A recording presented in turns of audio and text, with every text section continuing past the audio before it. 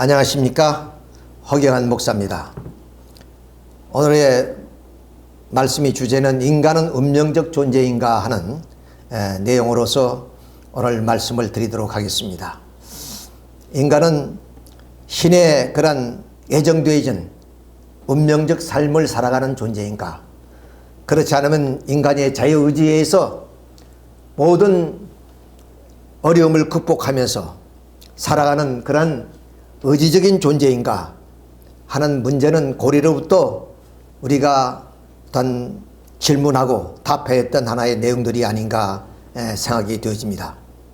그래서 일찍이 히랍의 세네칼은 운명에 순응하면 업혀가고 그리고 부정하면 끌려간다는 말을 했듯이 우리 인간은 운명적 존재로서 그렇게 규정지었던 분들도 있습니다. 또는 우리 오랜 조상들은 연월일시 기유정인데 부생의 공자망이라는 그런 말씀을 많이 해 왔습니다. 즉 태어난 사주팔자가 이미 정해져 있는데 부질없는 인생들이 그것을 모르고 공연히 스스로 바쁘게 뛰어다닌다는 그런 말이 되겠습니다. 이런 얘기는 불교에서는 전생의 업보라고도 얘기하고 기독교에서는 주님의 섭리라고도 얘기를 합니다. 어떤 전에 말씀드린 것처럼 신의 그런 예정된 그런 삶을 사는 존재인가? 그렇지 않으면 인간은 자유의지에 의해서 모든 어려움과 고난을 극복하며 사는 의지적인 존재인가 하는 문제를 오늘 우리가 확실히 알므로써 우리의 삶에 어떤 앞길을 헤쳐나가는 그런 지혜를 얻고자 하는 것입니다. 우리가 또 기독교 역사를 보게 되면 바로 그 프리턴 청교도인들이라 그러죠. 이런 청교도인들이 독특한 교리를 갖고 있는데 그것이 예정설입니다. 이것은 칼뱅의 사상을 따르는 그런 사상입니다만은 그런 칼뱅의 사상을 따르는 사람들은 유럽 도처에 많이 퍼져 있었는데 여기에서 프랑스의 칼뱅주자들을 위그노라고 그렇게 얘기도 합니다. 그리고 또한 네덜란드에서는 고이센, 영국에서는 프리턴이라고 즉 우리말로는 청교도라고 이렇게 번역이 되어집니다.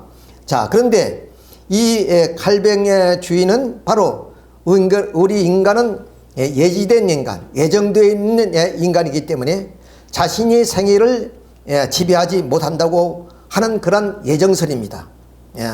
즉 인간은 원죄로 얼룩진 존재이기 때문에 그 예정된 운명을 대로 살아가야 되며 그리고 그런 운명은 그 자신이 알 수가 없다는 것입니다. 자, 오직 그것은 전지전능하신 신만이 아는 뿐이라는 그런 하나의 믿음. 이것이 바로 프리턴들, 즉 칼뱅주의의 그런 장로교가 이런 신앙을 갖고 있다고 이렇게 말씀을 드릴 수가 있습니다. 그러면 이 장로교가 좀 프리턴들이 바로 이제 1620년 메이플라워를 타고 신대륙인 미국으로 이제 건너오게 됩니다. 이들은 이 칼뱅의 그런 예정설을 믿고 그들은 열심히 신앙생활을 했고 또 신앙의 자유를 찾아서 이렇게 신대로 건너왔던 것입니다. 그런데 그들의 신앙은 대단히 좀 엄격하고 또 정제된 그 생활, 투철한 그 직업관 그리고 부지런하게 생업에 종사하면서 오늘날의 미국을 건설을 했다고 보는 것입니다. 이렇게 열심히 일하고 겸손하게 살면서 이윤을 추구하고 정당한 것으로서 봤기 때문에 오늘 자본이 축적되고 자본주의가 여기서부터 시작이 됐다고 이렇게 말씀을 우리가 드릴 수가 있는 것입니다. 이와 같은 그 청교도인들이 그 정신은 바로 이러한 그 예정설을 믿는 것이다. 이렇게 우리가 말씀을 드리고 있는데 청교도들 가운데 이 예정설뿐만 아니라 말하면 그들에게는 소명의식이 있었다는 겁니다. 즉 다시 말씀드리면 바로 내 직분으로 가장 잘 나타나 있다는 것이 소명이.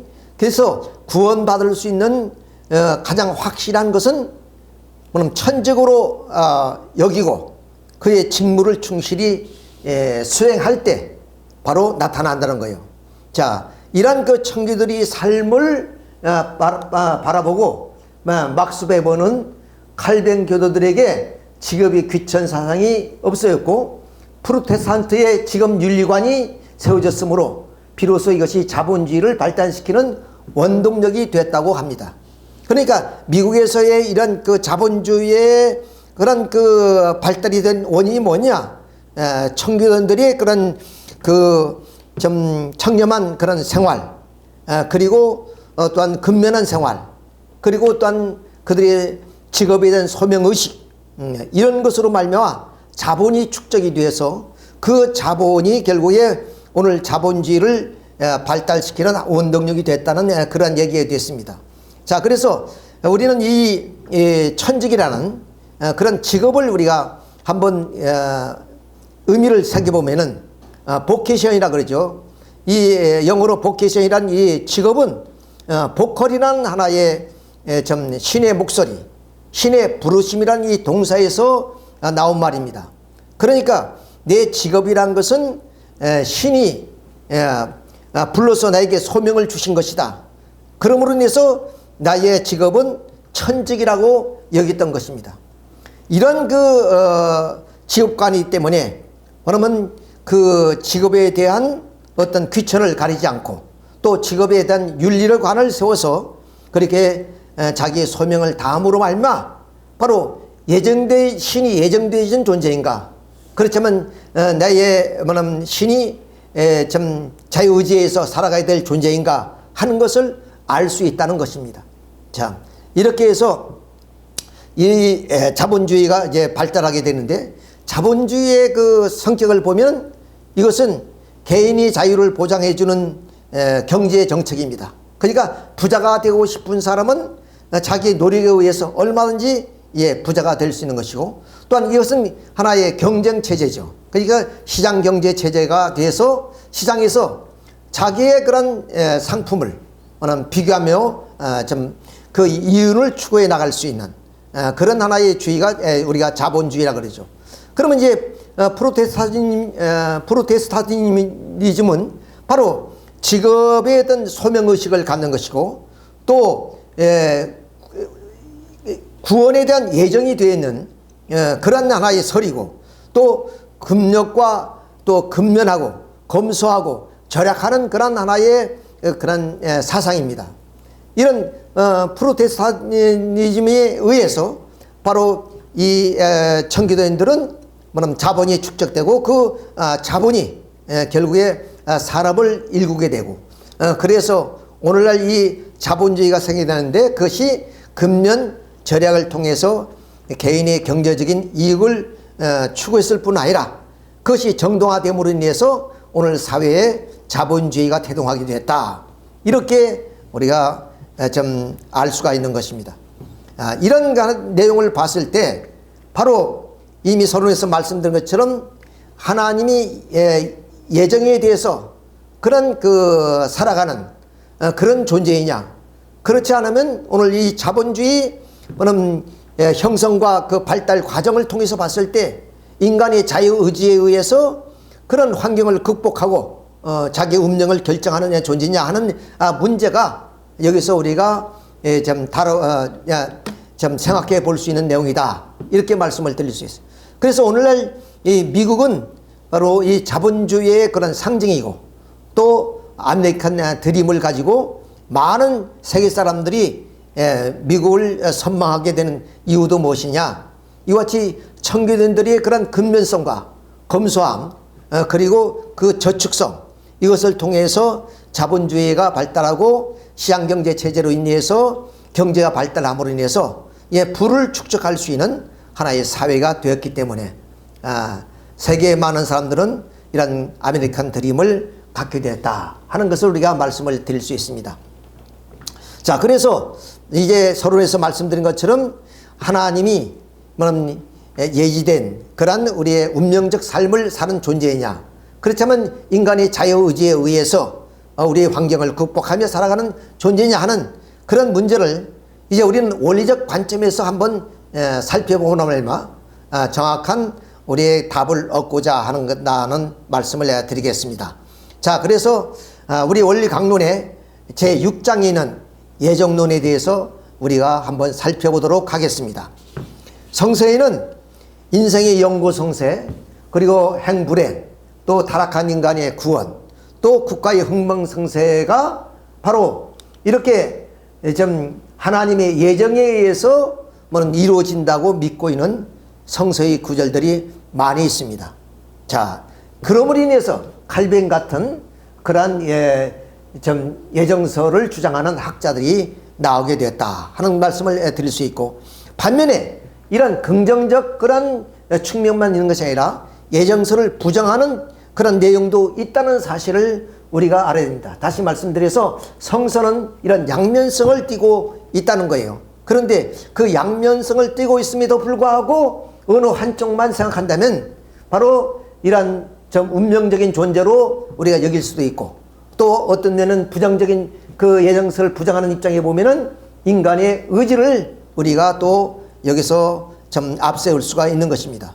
자, 이것이 바로 그 성서가 주는 하나의 내용이기 때문에 바로 신학적인 논쟁이 일어나지 않을 수 없고, 그래서 이러한 그 신학적인 이 논쟁을 잠재우고 우리 생활의 근본적인 신앙생활에 좀 잘못된 부분을 우리가 좀 고치고 바른 신앙생활을 하기 위해서는 이 예정론에 대한 그런 좀 근본적인 내용, 원리적인 내용을 우리가 알아봐야 되겠다 하는 말씀을 드리게 되는 것입니다. 자, 그래서 이런 하나님의 예정서를 세우는 성구 내용도 있고 부정하는 내용도 있다고 양면성을 말씀드렸는데, 먼저 이런 긍정적인 내용을 한번 살펴본다면은 바로 로마서 8장 29절부터 30절 내용은 하나님이 아는 일을 정하시고 정하신 일을 부르시고 부르신 일을 의롭다 하시고 영화롭게 하신다, 이렇게 했습니다. 그러니까 의로움과 영화로움을 받는 사람은 하나님이 정하시고 부른 자에 좀 한해서 그런 의로움과 영화를 바른다. 이런 하나의 우리가 그 예정적 하나의 긍정적 내용을 이게 성서에서 찾아볼 수가 있습니다. 또 로마서 9장 21절은 진흙 한 덩어리로 하나는 귀히 쓸 것을 하나는 천이 쓸 것을 뭐냐면 만들 권한이 없느냐 하는 걸 봤을 때, 우리 인간이 바로 이렇게 구원을 타락한 인간의 입장에서는 구원을 받는 것이냐 받지 못하는 것은 모두 하나님의 예정이 되어 있다, 이렇게 규정 지을 수도 있습니다. 또 로마서 9장 15절에 보면 바로 이 긍휼히 여길 자를 긍휼히 여기고 불쌍히 여길 자를 불쌍히 여기란즉 그러므로 말미암아 다른 박질 함으로 말미암도 아니요 원함으로 말미암도 아니다 하신 말씀할 때, 하나님의 그런 사랑을 받고자 하는 것, 그것은 내가 다른 박질하고 내가 원함으로 되는 것이 아니라 하나님의 예지에 의해서 이루어지는 것이다 하는 것입니다. 그러니까 우리가 기도할 필요도 없고 우리가 간구할 필요도 없다는 얘기 되겠죠. 이미 구원받을 사람은 따로 예지되어 있다, 이렇게 우리가 볼 수가 있는 겁니다. 또 로마서 9장 11절에 우리가 잘 알고 있는 야곱은 사랑하시고 에서를 미워했다는 것을 보더라도 역시 뭐냐면 이 에서는 이미 아무리 뭐냐면 그 부모 앞에서나 또는 하늘 앞 뜻 앞에 올바로 선다 할지라도 그런 미움받을 수밖에 없다는 거예요. 야곱은 사랑을 받는 입장이 된다는 뜻이겠습니다. 자, 이렇게 긍정적인 측면, 즉 예정서를 긍정하는 그러한 측면이 성서에 이렇게 많이 있다는 것을 알 수 있는 반면에, 아까 양면성이 말씀을 드리는데 부정적인 측면도 있다는 것을 오늘 우리는 간과해서는 아니 되겠다는 말씀입니다. 예를 들면은 창세기 2장 17절에 하나님은 아담과 에게 선악과를 따먹지 말라 했습니다. 따먹는 날에는 정령 죽는다 그랬습니다. 그러니까 그럼 따먹고 안 따먹은 건 누구에 달려있느냐? 아담 자신의 자기 의지에 달려있다는 것입니다. 자, 그런 하나님 말씀을 지키면은 완성하는 것이고, 결과적으로 그가 선악과를 따먹었기 때문에 죽었다. 그가 선악과를 따먹고 죽은 것은 하나님이 이렇게 예지되어 있는 것이 아니다는 것이요. 즉 인간의 자유의지에 달려있다는 것을 여기서 강조하고 있습니다. 또 창세기 6장 6절에 보면 하나님이 인간이 타락하자 그러면 인간 창조하심을 한탄하셨다. 그러니까 결국 인간의 그 타락을 예정해 놓으신 것이 아니다. 그런 말씀이 되는 것입니다. 또 요한복음 3장 16절에 보면 누구든지 좀 세상을 이처럼 사랑하사 누구든지 좀 예수님을 믿게 되면 영생을 얻는다. 그러니까 누구든지 사망으로 예정되어 있는 사람은 없다는 뜻입니다. 그러니까 믿고 안 믿는 것은 인간의 자유의지이지, 그러나 그 구원을 하나님은 예정해 놓은 것이 아니다는 말씀을 드리고, 마태복음 7장 7절에 보면 그는 구하여 문하면 찾을 것이요, 찾으라 그러면 열릴 것이요, 두드리면 열릴 것이다. 이렇게 구하고 찾고 두드리는 것은 인간의 좀 책임, 자유의지에 달려있다는 것입니다. 그래서 구하여서 얻을 것이고, 또 찾으면서 뭐냐면 찾을 것이고, 두드리면 열리는 이 모든 것은 하나님의 예정으로 되어 있는 것이 아니라 인간 자신의 노력에 의해서 이루어지는 것임을 강조하였습니다. 따라서 이 구절은 인간의 자유의지를 강조하고 있다 하는 것을 우리가 알 수 있고, 야고보서 5장 10절 보면 환중에 있는 형제를 위해서 기도하라는 말씀은 바로 이런 기도와 정성을 통해서 환중에 있는 형제가 환중에서 뭐냐면 건강을 찾을 수 있다. 그러니까 병이 낫고 뭐냐면 병을 걸리고 낫고 하는 것은 하나님이 예정해서 되어지는 것이 아니라 우리 인간의 뭐냐면 의지를 강조하고 있다. 그래서 이 성서는 말씀드린 같이 양면성을 띠고 있는데, 우리가 어느 한 면을 봤을 때 바로 이런 칼빈 같은 그런 예정서를 주장하게 된다 하는 말씀을 여기서 우리가 드릴 수 있습니다. 자, 그러므로 인해서 결국 예정서는 이렇게 찬반 양론이 나올 수밖에 없다. 왜? 성서 자체가 양면성을 띠고 있기 때문에 그렇다는 겁니다. 자, 그런 측면에서 우리는 이제 이 원리적으로 이러한 그 양면성을 띠고 있는 이 성서의 내용을 어떻게 해석함으로 인해서, 어떻게 우리는 좀 그것을 알므로 인해서 바로 이 예정론을 우리가 어떻게 이해할 것인가 하는 문제를 이제 원리적으로 한번 살펴보도록 하겠습니다. 그래서 우선 먼저 이 하나님의 뜻에 대한 예정입니다. 자, 이 뜻에 대한 예정을 우리가 알기 위해서는 뜻이 무엇인가 하는 것을 우리가 알아야 됩니다. 자, 하나님께서는 일찍이 창세기 1장 10절에 형상 곧 하나님의 형상대로 사람을 창조하시되 남자와 여자를 창조하시고 하나님이 그들에게 복을 주시며 그들에게 이루시되 생육하고 번성하여 땅에 충만하라 그랬습니다. 즉 하나님의 형상대로 이 아담과 헤아가 창조함을 받습니다. 그리고 그 아담과 헤아에게 축복을 해 주셨는데, 먼저 대성완성한 인간이 되라, 생육하라, 그 다음 자녀번식하라, 그 다음 만물 주관하라는 이 축복을 주시는데, 이것을 우리는 창조 목적입니다. 즉 하나님이 오늘 이 주신 축복을 성취함으로써 하나님이 인간을 창조하신 목적이 성취되는 것이기 때문에 이 3대 축복이라 그러고, 이 축복은 창조 목적이 되는 것입니다. 따라서 아담과 헤아가 그러면 생육해서 그러므로서 성인이 되고, 그래서 인류의 시조이며 그리고 선한 부모가 됨으로써 이렇게 사회기들을 이루어서 가정, 사회, 국가, 세계를 이룬, 그래서 만물을 주관함으로 말미암아 결국에 하나님의 창조 목적이 이루어지게 됩니다. 이런 창조 목적을 하나님께서는 뜻으로 세우시고 역사하셨다, 창조하셨다. 그러니까 뜻이란 게 뭐냐? 하나님의 창조 목적이란 말이야. 뜻이란 게 뭐냐? 하나님의 창조 목적이다. 그 창조 목적은 뭐냐? 3대 축복이 완성된 것을 의미하는 것이다. 이렇게 말씀을 드릴 수 있습니다.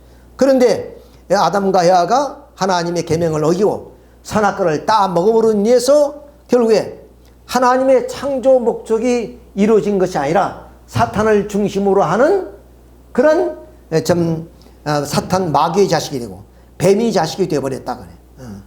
하나님이 여러분의 자녀가 되어서 3대 축복을 이루므로 하나님의 창조 목적이란 뜻이 이루어져야 되는데 인간의 타락으로 말미암아 하나님의 창조 목적이 아닌 하나님의 뜻이 아닌 사탄을 중심으로 하는 하나의 타락한 세상이 되어버렸다. 그래서 이 세계를 사탄의 그러면 신이 되고 사탄이가 임금이 되는 사탄이가 공중권세를 가지고 다스리는 그런 세계가 됐다. 그러니까 하나님께서는 사랑의 하나님이시기 때문에 이런 타락한 인간을 구원하시게 된다. 구원. 아까 요한복음 3장 16절에 세상을 이처럼 사랑하사 독생자를 주셨으니 누군지 저를 믿는 자마다 영생을 얻고 구원을 얻으리라 하신 그 말씀처럼 하나님은 바로 이 세상을 이 타락한 세상이지만 이 타락한 세상을 인류를 구원하기 위해서 이렇게 구원 섭리를 하시게 된다. 근데 구원은 이미 말씀드린 것처럼 복귀를 의미하는 것이죠. 물에 빠진 사람을 구원하는 것은 물에 빠지기 전의 입장으로 복귀하는 것이고 그리고 병든 사람을 구원하는 것은 병들기 전에 건강한 모습으로 회복시킨다는 뜻 아니겠습니까? 따라서 타락한 인간을 구원한다는 것은 바로 창조 본연이 하나님의 뜻이 이루어진 창조 본연의 세계로 복귀한다는 뜻이다. 예. 자, 이렇게 해서 결국 하나님은 이 구원 섭리, 즉 복귀를 통해서 인류를 구원하시는 것이다. 자, 그러니까 결국의 뜻이란 게 뭐냐? 타락한 인간을 하나님의 창조 본연의 그런 세계로 복귀하는 것이 하나님의 뜻이다. 하나님의 뜻이다. 즉 창조 목적을 다시 이루는 것이 하나님의 뜻이다 하는 결론에 이르게 되는 것입니다.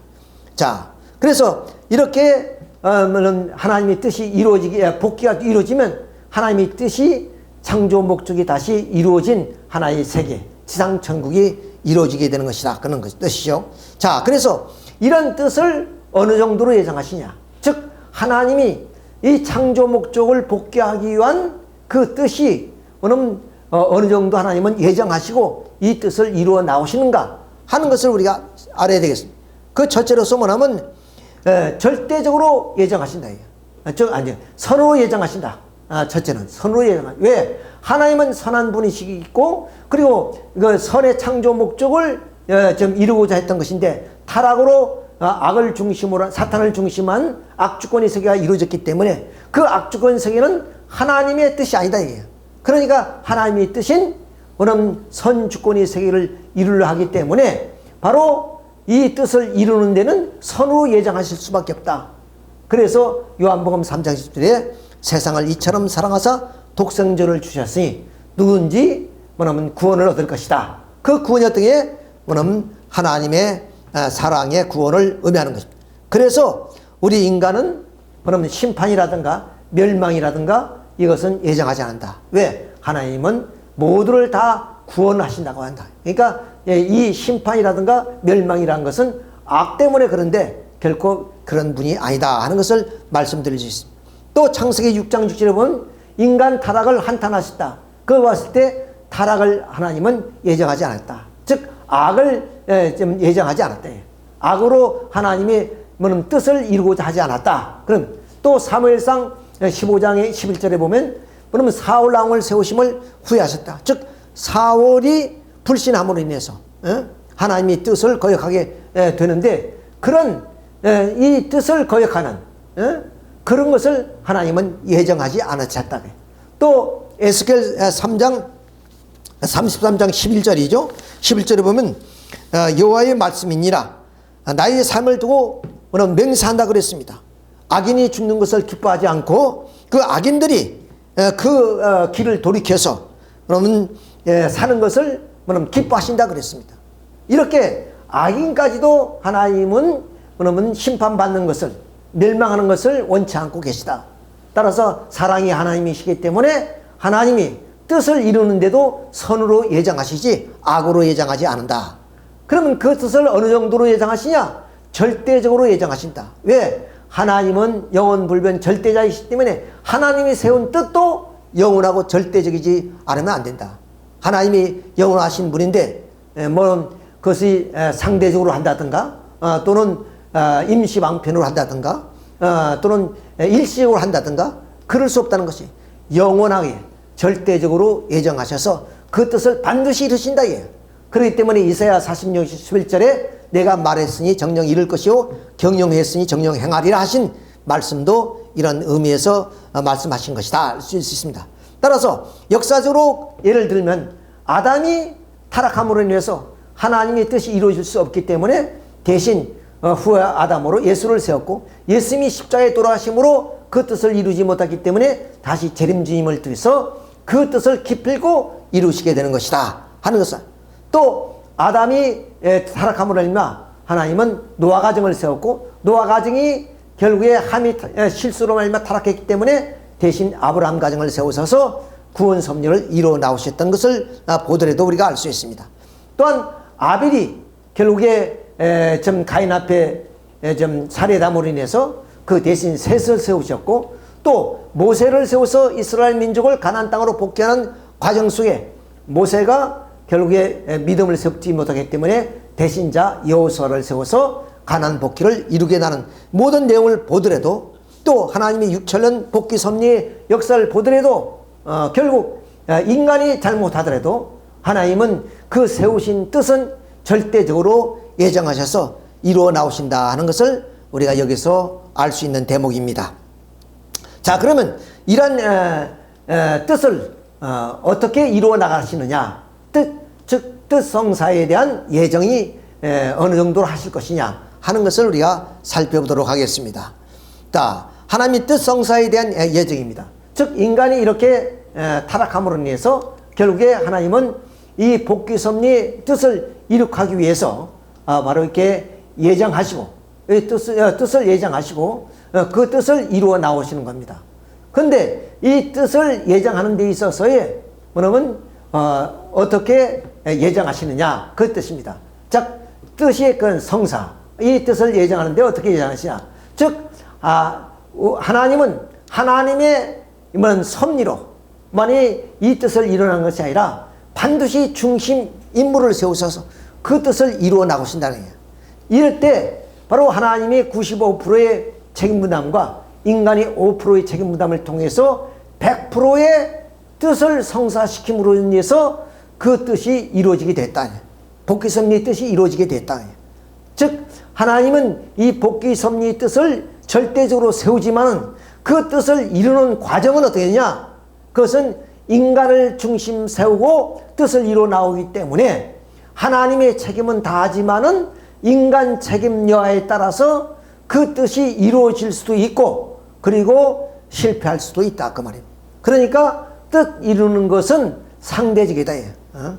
인간이 책임을 다하면 그 뜻은 이루어질 수 있지만 책임을 다하지 못하면 그 뜻은 다시 연장될 수밖에 없다는 뜻입니다. 따라서 하나님이 뜻성사는 상대적이다 하는 것을 알 수 있습니다. 그럼 역사적으로 볼 때 아담과 해와가 따먹지 말라는 선악과를 따먹지 말아야 됩니다. 그 책임을 다해야 돼요. 그럼 노아 가정의 책임을 다함으로 인해서 아담 대신 가정으로서의 사명을 다할 수 있게 되는 것이에요. 또 예수님도 결국 이스라엘 민족의 예수를 믿음하여 예수님을 중심한 섭리가 다 이루어지게 됐다. 이것은 인간의 책임에 의해서만이 그 뜻이 이루어지게 되었다는 것을 우리가 알 수 있습니다. 이미 성서에 말씀드렸지, 야고보서 5장 15절에 환중에 있는 형제를 위하여서 기도하라. 그 환중에 있는 형제가 좀 낫고 하는 것은 모두가 우리의 인간의 노력이 달려있다. 또 마태복음 5장 7장 8절이죠. 구하라. 그럼 주실 것이요. 찾으라 찾을 것이요. 두드리에 열릴 것이라. 이런 그 말씀은 모두가 다 인간의 책임을 강조하는 내용입니다. 자, 그러니까 하나님이 아무리 섭리를 주도적으로 이끌어간다 할지라도 그럼 인간을 중심으로 해서 뜻을 이루어 나오기 때문에 인간의 책임 여하에 따라서 그 뜻은 이루어질 수도 있고 실패할 수 있다. 그러니까 뜻성사는 상대적일 수밖에 없다 하는 것을 우리가 여기서 알 수 있습니다. 따라서 하나님의 95%의 책임에 상대적으로 우리 인간은 5%의 책임이다. 그러니까 이 섭리를 이루는 데는 하나님의 그런 섭리가 대단히 크다는 것을 우리가 알 수가 있습니다.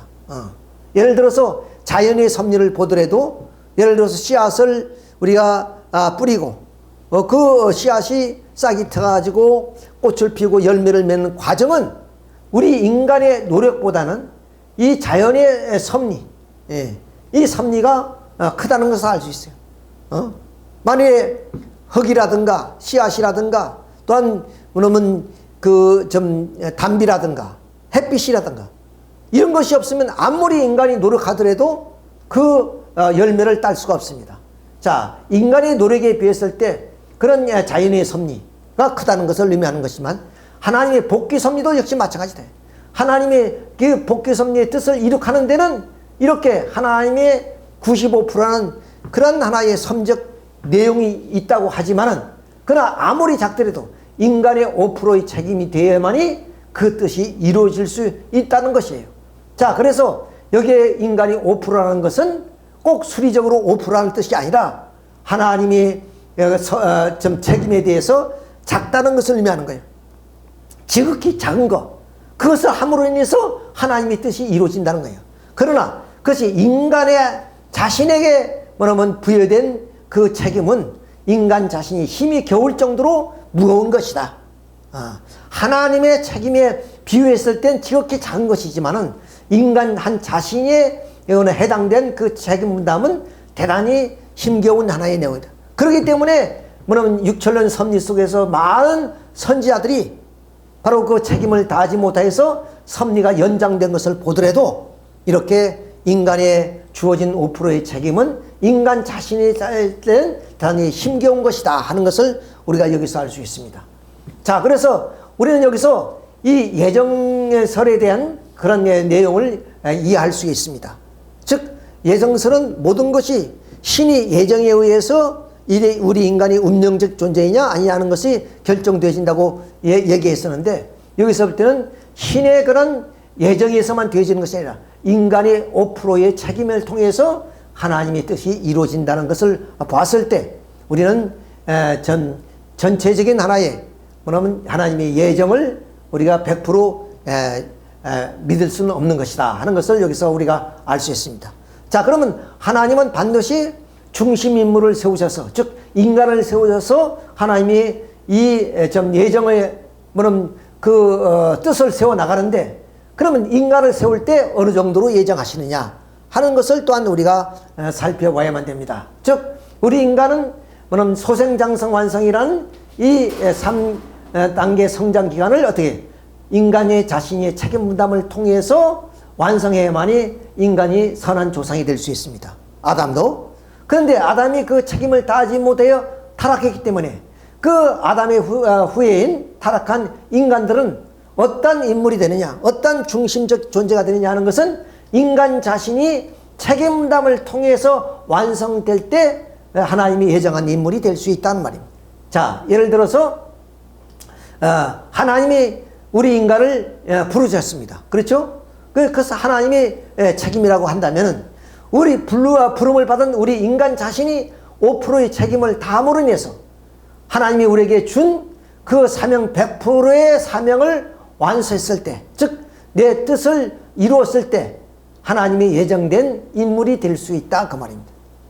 그러니까 하나님이 예정했다고 해서 하나님이 그런 예정된 인물이 되는 것이 아니라 반드시 자신의 책임담을 다해서 그 뜻이 이루어질 때 하나님이 예정한 인물이 될 수가 있다 하는 뜻이에요.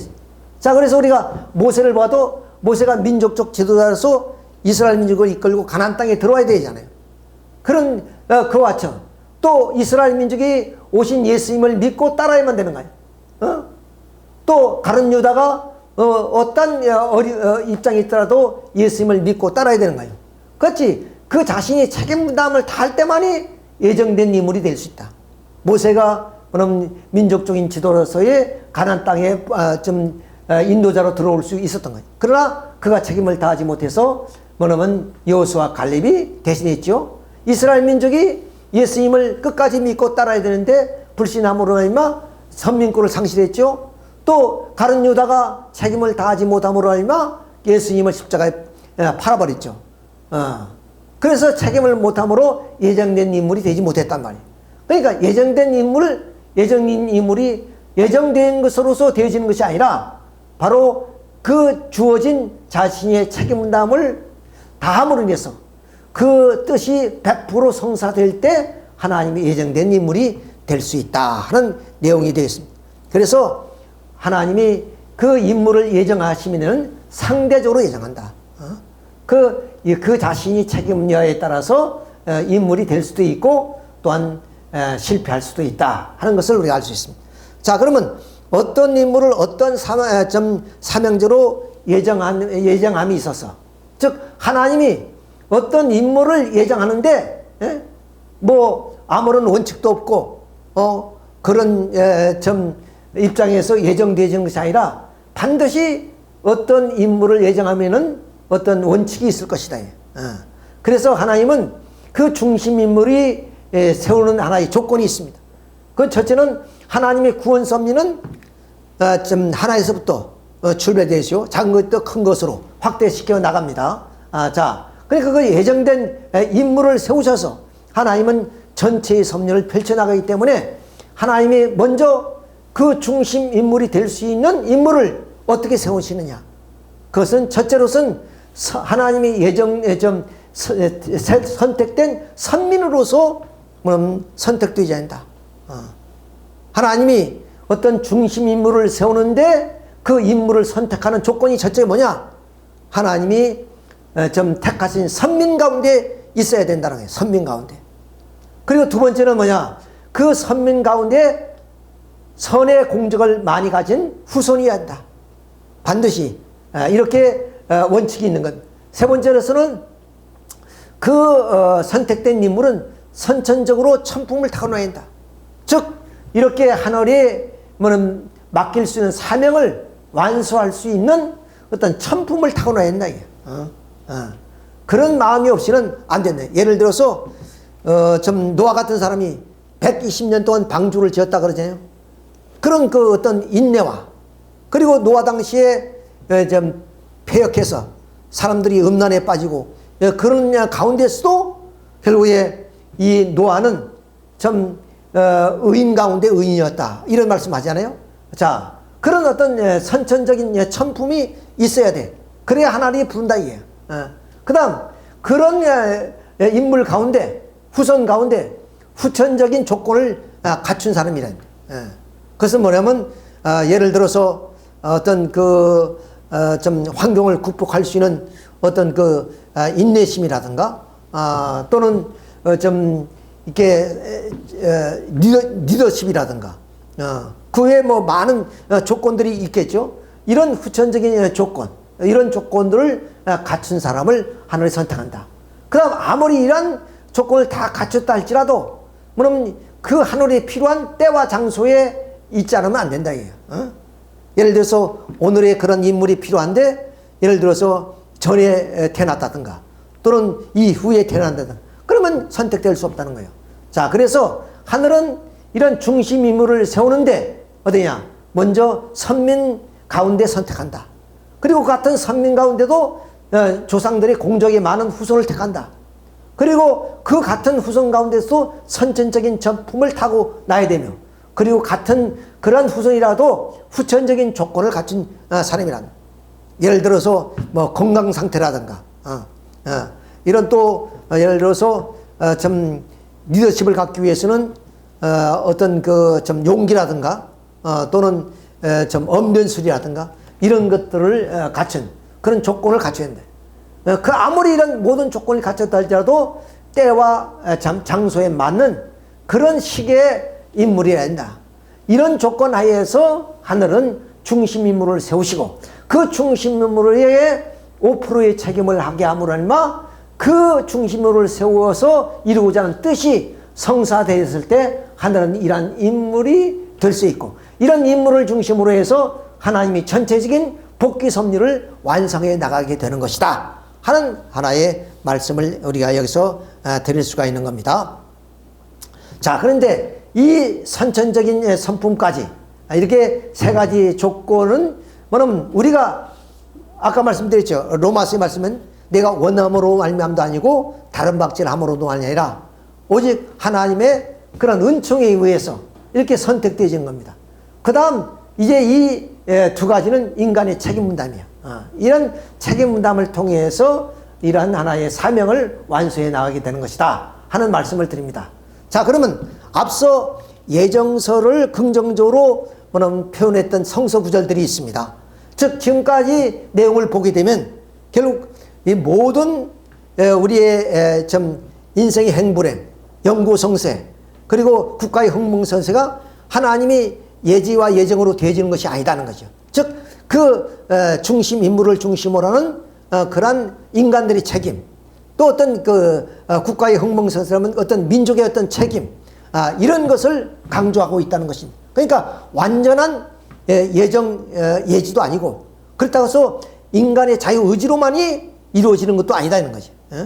하나님의 어떠한 예정을 중심으로 해서 거기에 중심 인물이나 그 민족이 책임을 다할 때 모든 뜻이 이루어지게 된다는 것을 강조하기 때문에, 그러면 앞서 이렇게 그러면 예정을 긍정하는 측면의 성서들은 어떤 의미로서 말씀을 하신 것인가 한 것을 우리가 여기서 해명을 해야 됩니다. 그래서 로마서 8장 29절의 말씀이 하나님은 아신 일을 정하시고 정하신 일을 부르시고 부르신 일을 의롭고 영화롭게 하신다 그랬잖아요.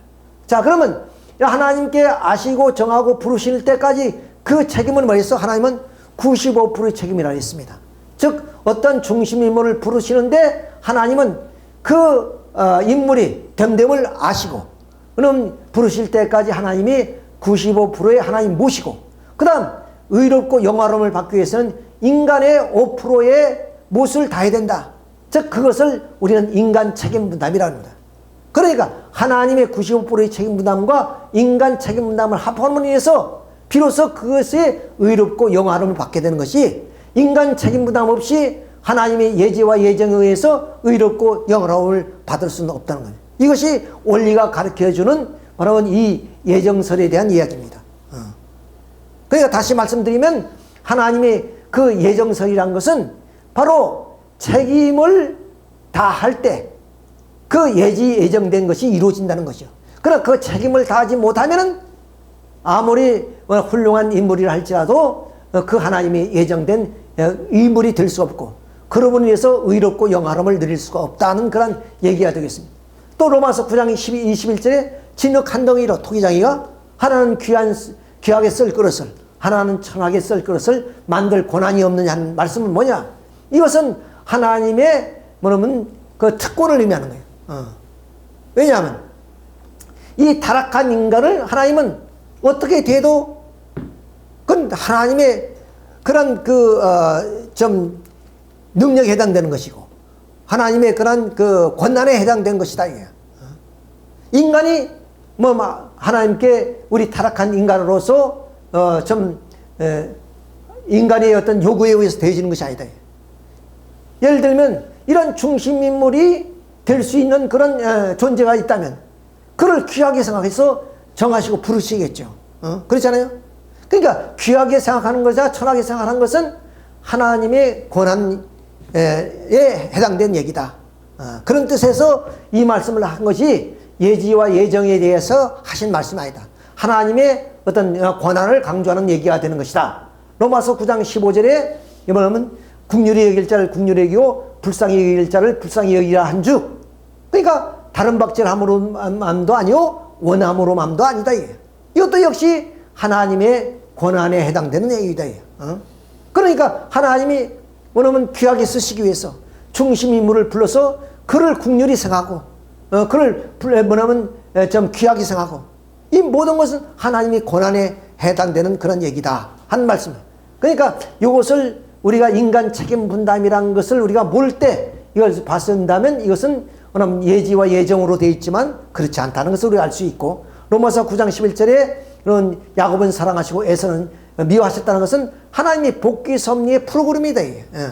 장자권을 복귀하기 위해서 뭐냐면 야곱은 하늘편에 입장에 서 있고 에서는 사탄편 입장에 서 있기 때문에 실제 에서를 미워한 것이 아니라 사탄이 상대적 뭐냐면 입장에 있는 존재이기 때문에 에서가 사랑을 받기 위해서는 이 하늘편 입장에 서 있는, 즉 아벨 입장에 서 있는 야곱을 통해서 하나님의 사랑을 받아야 된다는 그 섭리의 프로그램을 이야기한 것이다 하는 것을 알 수 있어요. 자, 그렇기 때문에 결국에 하나님이 이 뜻을 이루는 데는 인간 책임 분담을 통해서 이루어지는 것이다. 즉 뜻은 영원하고 불변한 것이지만 그 뜻을 이루는 성사는 결국에 뭐냐면 인간 자신이 책임 분담을 통해서, 즉 하나님과 인간의 책임 분담 관계를 통해서 뭐냐면 이루어지는 것이기 때문에, 이러한 인간 책임 분담을 알지 못했기 때문에 우리는 결국 모든 것은 하나님의 예지와 예정으로 되어진다는 그런 칼뱅 같은 그런 완고한 예정설을 세울 수밖에 없는 이유가 거기 있다.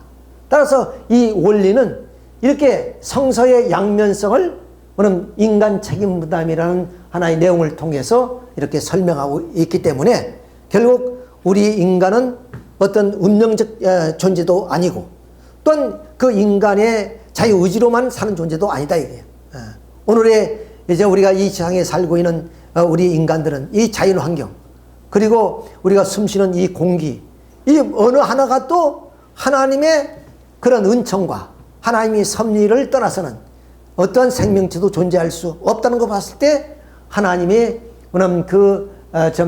예지, 예정 이런 것을 우리가 알 수 있고, 그리고 그 인간이 스스로 성장하고 완성하고 문명을 발전시켜 나오는 것은 인간 자신의 책임 부담이다. 그러니까 완전한 예정된 인간도 아니고 우리 인간의 숙명적인 운명적인 존재도 아니고 인간의 자유의지에 의해서만 살아가는 존재도 아니다는 거예요. 그러니까 우리는 하나님의 뜻을 모르고 또 우리 인간 자신이 노력이 없이는 어느 하나도 우리의 바라는 하나의 뜻이 성취될 수, 하나님의 뜻이 이루어질 수 없다 하는 것을 우리가 여기서 알 수가 있는 것입니다. 자, 여기에 끝으로 1968년도에 여기에 이제 강원윤 목사님이 운영한 크리스찬 아카데미가 있었죠. 이때 이 서남동 교수를 중심으로 해서 통일교 비판 강연이 있었습니다. 이때 이 강원영 목사님을 중심한 이 교계의 기라상 같은 그런 장로, 그런 또 이런 그 신학자들이 모였고, 또 우리 통일교에서는 참 아버님을 중심으로 한 유현협 회장님, 그 여러분이 참여해서 이제 이 서남동 교수의 주제를 발표하는 내용이죠. 그 한마디로 통일교 비판 그런 강연이라고 말씀을 드릴 수 있는데, 이때 그 서남동 교수의 발표 내용이 참으로 놀라운 내용입니다. 그 요점과 확실히 원리 강론은 지금까지 한국의 신학계가 산출한 신학서 중에서 그 양에 있어서나 조직력에 있어서나 그 상상력과 독창성에 있어서 가위 최고의 것으로 인정됨을 말하고 있습니다. 따라서 이 통일교의 하나의 그 원리를 바로 우리나라의 3대 신학 가운데 하나다, 이렇게 얘기를 합니다. 자, 그만큼 이 원리 강론을 연구해서 발표한 내용이 이렇게 이 독창성, 조직력, 그리고 그 양 이런 것에 대해서 아주 평가를 하고 있습니다. 그 중에 뭐냐? 바로 이 신학에서 없는 그런 책임론, 인간 책임 부담에 대해서 아주 극찬을 하고 있습니다. 그것은 결국에 인간 책임 부담이라는 그 주제를 중심에서 봤을 때 결국 신의 어떤 단독적인 어떤 섭리, 이것이 아니라 결국 인간 중심을 세워서 인간의 책임 부담을 통해서 지금 하나님의 뜻이 이루어져 나간다는 것을 지금까지 우리가 말씀을 들었습니다만은 그것을 대변하고 있는 것이다, 이렇게 볼 수가 있습니다. 자, 이래서 결국 이 인간 책임 분담이라는 것은 우리 인간에게 이미 창조원리에서 알다시피 하나님이 창조성을 부여받아서 창조주 입장에서 만물을 주관 하기 위해서 또 창조주의 어떤 권한을 주기 위해서 이렇게 우리 인간을 책임 부담을 주셨다고 그러지 않았어요? 자, 그런 그 책임 부담을 통해서 우리 인간은 좀 어떤 환경도 개척해 나갈 수 있고 또 우리 인간이 바라는 어떤 소망 그런 하나의 참 희망을 일궈 나갈 수가 있는 것이다. 그러니까 우리는 신의 하나님의 그냥 그 의존도해진 그런 하나님의 꼭두각시처럼 그렇게 하나님의 예지와 예정대로 살아가는 존재가 아니라 인간은 자유의지에 의해서 하나님의 예정된 그런 삶을 영위할 수 있는 그런 존재로 하나님은 우리 인간을 창조하셨다. 그러니까 좀 요한복음 3장 16절의 말씀처럼 멸망이나 또는 심판으로 예정된 사람은 아무도 없다는 게, 비록 타락한 인간, 좀 미물만도 못하고 그리고 마귀의 사탄의 그런 좀 자식으로 영락되어 버린 우리 인간이지만 하나님은 구원 섭리를 통해서 바로 하나님의 자녀로서 우리가 복귀될 수 있다. 그리고 이 땅의 모든 인간은 하나님의 자녀이기 때문에 평등할 뿐만 아니라 모든 존재에게는 자기의 어떤 참 하나님의 자녀로서의 선택될 수 있는 그런 하나의 참 권위도 가지고 있다. 또 우리 인간으로서의 하나님 뜻 앞에 어떤 소명도 가지고 있다 하는 그런 내용들을 오늘 이 예정론을 통해서 살펴볼 수가 있었습니다. 이것으로서 오늘 우리 월강론 6장에 있는 예정론에 대해서 말씀을 드렸습니다. 여러분 대단히 수고 많이 하셨습니다.